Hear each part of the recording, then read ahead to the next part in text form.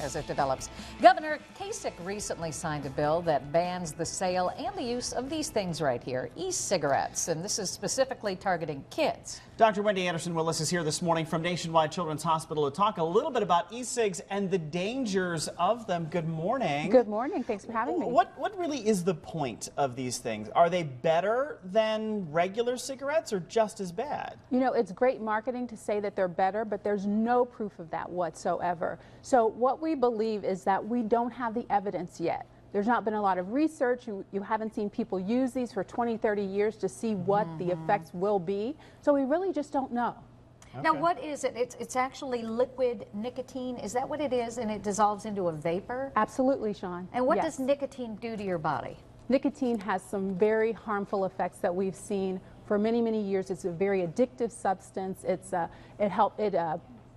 It has an effect on the neurological system, so really just not a good way to go. Most of the kids who become addicted are addicted by age 18, and that addiction lasts a lifetime for most people, so we don't want kids to get connected to these.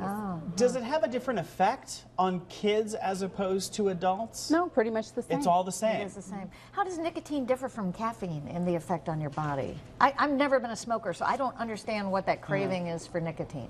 I think that there's some really important points in terms of what nicotine does and what caffeine does. Caffeine is a stimulant. Okay. Nicotine is a different type of stimulant, works very differently in the body, but definitely on those receptors and making changes inside the body, and it's a very addictive substance. Wow. So since this is vaporized as nicotine, does that then get into your system faster or easier than it would if it were smoke?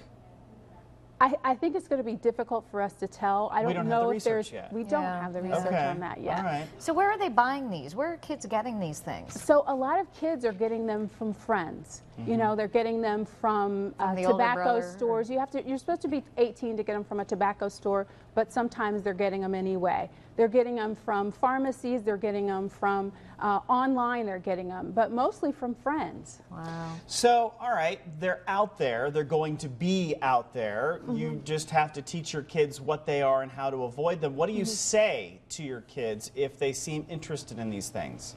Well, some of the kids are saying, well, these are safer than cigarettes. And I'm saying, well, cigarettes aren't that safe altogether anyway. So, you know, if you compare cigarettes to jumping out of an airplane without a parachute, you say, well, cigarettes are safer than that. But really, when you look at the entire picture, none of these things are safe. Right. They're addictive. So, they're addictive, and we're going to get the evidence over time. Right now, it's sort of a honeymoon period where we can say, oh, it's interesting, there's technology in these, they're personal, they're colorful, they're flavorful. There are lots of things that would catch the attention of a child, so I'm really happy about what the governor has done in terms of banning these for minors. They're not a good idea for kids. Oh, good to know. When kids get interested in something like this, they usually find a way to sneak through it, and you know, it's in the bathroom at the high school or even the middle school and that kind of thing. Is there a way, can you detect these? If you walk into a bathroom in a middle school and you smell smoke, you know what's going on. Can you tell that with these things, or is this going to be easier for the kids to sneak around with? I hear they have scented vapors. Do they? That's kind of the new lure. I just read that they have, like, you can get the bubble gum, maybe not so much bubble gum, but you get the citrus. You can get a citrus flavor. They're doing that, almost playing to the kids now in that regard. Absolutely, and that's one of the other scary things about it. It's very alluring for kids. We know there's some things that are protective for kids. And so one of the things that's protective for kids is having a plan to graduate from high school. Not being around people who smoke in the home or being around these kinds of things is also really protective. And one of the things that makes it more likely for kids to use these is being around family members who use them. Okay. So bottom line is not bad a good idea solution. for kids. Bad idea for kids. All the way around. Dr. Thank you Wendy, so thank much. you. Appreciate that. Thank you.